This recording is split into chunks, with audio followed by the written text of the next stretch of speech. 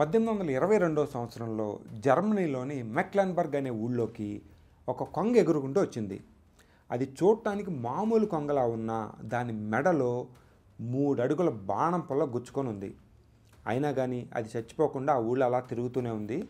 కొన్ని రోజులు ఆగిన తర్వాత ఒక వేటగాడు ఫైనల్గా దాన్ని తుపాకీతో కాల్చి చంపాడు. దాని బాడీ యూనివర్సిటీ ఆఫ్ రోస్టోక్లో ఉన్న హెన్రిక్ గుస్తావ్ అనే ఒక బాటనిస్ట్ చేతుల్లోకి వచ్చింది.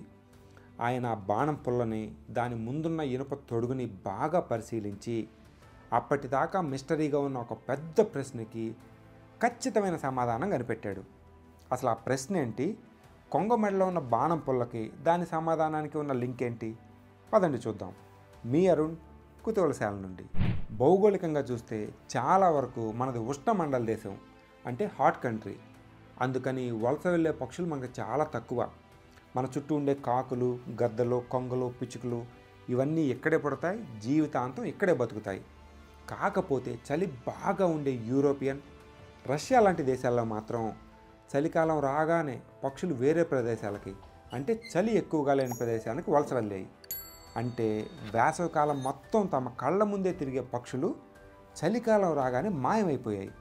అవి ఎక్కడికి వెళ్తున్నాయో, ఎలా వెళ్తున్నాయో చాలా కాలం పాటు ఎవరికి అర్థం అవ్వలేదు. దానికి తోడు ఈ వలసలు వెళ్ళడం అనేది దాదాపుగా రాత్రిపూట మాత్రమే జరుగుతుంది. అంటే ఒకరోజు పగలంతా కనపడిన పక్షి రాత్రికి రాత్రే మాయమైపోయేది. ఈ మిస్టరీని ఛేదించడానికి చాలామంది చాలా ప్రయత్నాలు చేశారు. చరిత్రలో దీనికి మొదటగా ఆన్సర్ చెప్పడానికి ప్రయత్నించింది అరిస్టాటిల్.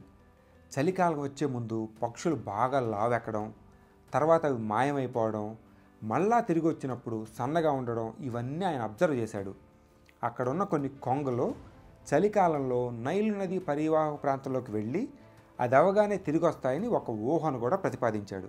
కాకపోతే దానికి ఖచ్చితమైన ఆధారాలు ఏమీ ఆయన కనిపించలేదు.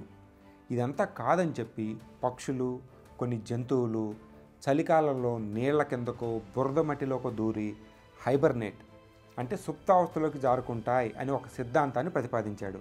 అరిస్టాటిల్ చాలా సిద్ధాంతాల లాగానే దాదాపు 2000 సంవత్సరాల పాటు ఇదంతా నిజమని నమ్మారు. చర్చి కూడా దీన్నే వెనకేసుకొచ్చింది. ఉదాహరణకి 16వ శతాబ్దంలో ఆర్చ్ బిషప్ ఆఫ్ ఉప్సలా ఇది ఫ్యాక్టు, పచ్చి నిజం అని ఏకంగా ఒక తీర్మానం కూడా చేశాడు. కొంతమంది అయితే ఇంకాస్త ముందుకెళ్ళి వింత వింత ఊహలు చేశారు.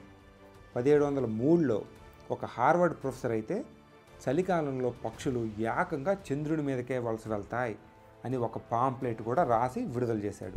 ఇన్ని వింత వింత సిద్ధాంతాల మధ్య ఫైనల్గా థామస్ బీవిక్ అనే ఇంగ్లీష్ న్యాచురల్ హిస్టరీ ఆథరు దీనికి సైంటిఫిక్గా సొల్యూషన్ కనుక్కోవడానికి ట్రై చేశాడు.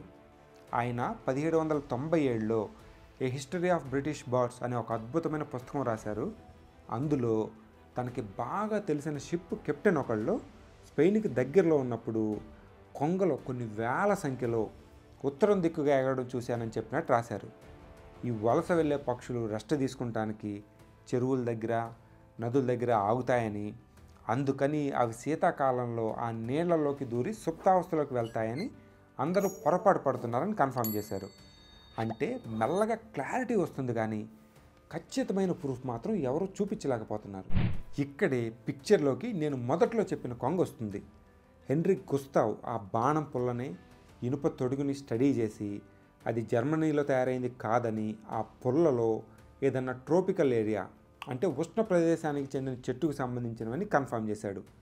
ఇంకా బాగా అధ్యయనం చేసి ఆ పక్షి నైలు నది ఎగువ ప్రాంతంలో, అంటే సూడాన్ దేశానికి దగ్గరలో ఉండగా ఎవరైనా వేటగాడు దాన్ని వేటాడటానికి ప్రయత్నించినప్పుడు ఆ బాణం దీని శరీరంలో ఇరుక్కుపోయి ఉంటుందని కన్క్లూడ్ చేశాడు. అంటే ఆ కొంగ తన శరీరంలో బాణం గుచ్చుకున్న 2000 కిలోమీటర్లు ఎగురుకుంటూ వచ్చింది. ఎంత స్టామినానో చూడండి. దీనితో పాటు సుమారు 25కి పైగా పక్షులు ఇలా శరీరాల్లో వివిధ వేటాడే వస్తువులు ఉండగానే ఎగురుకుంటూ వచ్చి శాస్త్రవేత్తల కంటపడడంతో పక్షులు వలస వెళ్తాయి అన్న సిద్ధాంతానికి బాగా బలం చేకూరుతుంది. ఆ తర్వాత వాటి కాళ్ళకు అల్యూమినియం రింగులు కట్టి మానిటర్ చేయడం, టెక్నాలజీ పెరిగాక శాటిలైట్లతో వాటిని ఫాలో అవడం చేసి ఇదంతా కన్ఫర్మ్ చేశారు. ఆ విధంగా పక్షుల వలస హిస్టరీ మీడింది. వినడానికి ఎంత వింతగా ఉంది. బాణం పుల్లతో 2000 కిలోమీటర్లు ఎగిరిన ఒక పక్షి పెద్ద మిస్టరీని సాల్వ్ చేయడంలో హెల్ప్ చేయడమా? అదే కదా కుతూహలం అంటే. నేను చెప్పిన కొంగని ఆ బాణం పుల్లతో సహా చాలా జాగ్రత్తగా భద్రపరిచి యూనివర్సిటీ ఆఫ్ రోస్టోక్లో డిస్ప్లేకి పెట్టారు. ఈసారి మీరు జర్మనీ వెళ్తే మాత్రం చూడటం మర్చిపోవద్దు, సరేనా?